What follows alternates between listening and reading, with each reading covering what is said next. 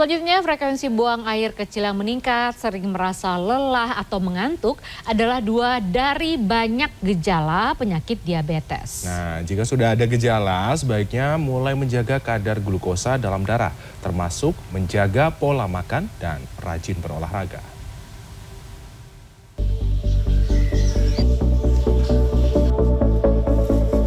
Ima Sodija, warga kota Bandung ini sudah 4 tahun menderita diabetes. Saat usianya menginjak 50 tahun, beberapa gejala diabetes mulai ia alami, seperti mudah mengantuk dan sering buang air kecil. Setelah dilakukan pemeriksaan, gula darah Khadijah mencapai angka 500. Sejak saat itu, perubahan pola makan dan pola hidup mulai Khadijah lakukan. Ibu 2 anak ini mulai mengontrol makanan yang mengandung gula dan juga rutin berolahraga. Meski olahraga yang dilakukan sederhana dengan banyak berjalan atau menggerakkan anggota tubuhnya. Selain itu, Khadijah juga rutin memeriksakan diri ke dokter setiap bulan. Di tahun pertama, ibu berusia 54 tahun ini sempat mengonsumsi obat-obatan. 1 tahun terakhir, terapi insulin ia lakukan untuk mengontrol gula darah dalam tubuhnya. Menurut Imas, gula darahnya saat ini sudah berada di bawah angka 150.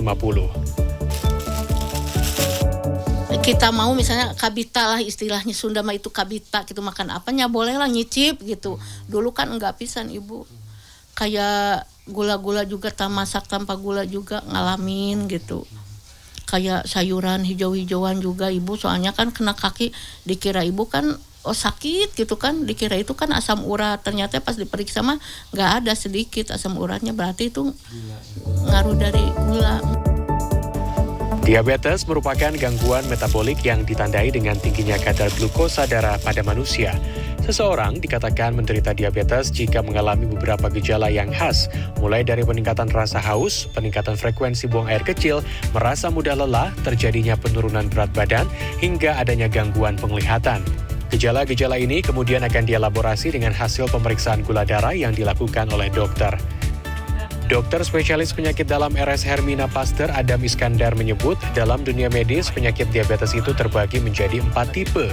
Mulai dari tipe 1, tipe 2, diabetes kehamilan, dan terakhir diabetes karena penyebab lain. Keempat tipe diabetes itu memiliki ciri masing-masing. Tipe 1 itu memang karena kegagalan dari organ pankreasnya sendiri yang dibawa dari lahir, sehingga kegagalan metabolisme gula darah. Tipe 2 itu karena pola hidup, lifestyle, sehingga kegagalan yang disebabkan karena pola hidup, sehingga insulin dan sel reseptornya pun terganggu. Dan ada juga yang kita kenal, orang hamil itu diabetes. Nah, itu ada juga diabetes pada kehamilan. Dan ada juga diabetes tipe lain, yang bisa disebabkan karena misalnya penggunaan obat-obatan, atau kadar infeksi tertentu yang membuat gula darah seseorang menjadi tinggi. Jadi bukan tipe basah atau tipe kering.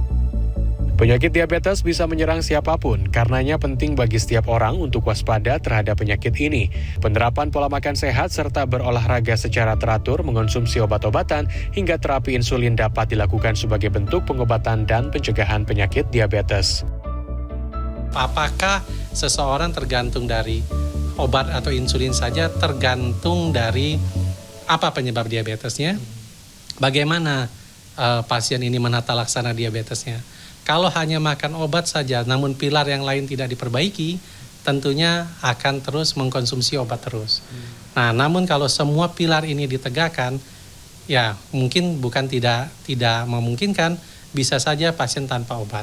Kecuali diabetes tipe 1 memang mungkin harus tergantung dengan insulin. Berdasarkan data dari International Diabetes Federations atau IDF, angka prevalensi diabetes di Indonesia terus meningkat. Pada tahun 2019, Indonesia berada di peringkat 7 dunia dengan jumlah penderita diabetes sebanyak 10,7 juta jiwa. Pada 2021, Indonesia menempati posisi kelima di dunia dengan jumlah penderita diabetes sebanyak 19,5 juta jiwa. Tim Liputan CNN Indonesia, Bandung, Jawa Barat.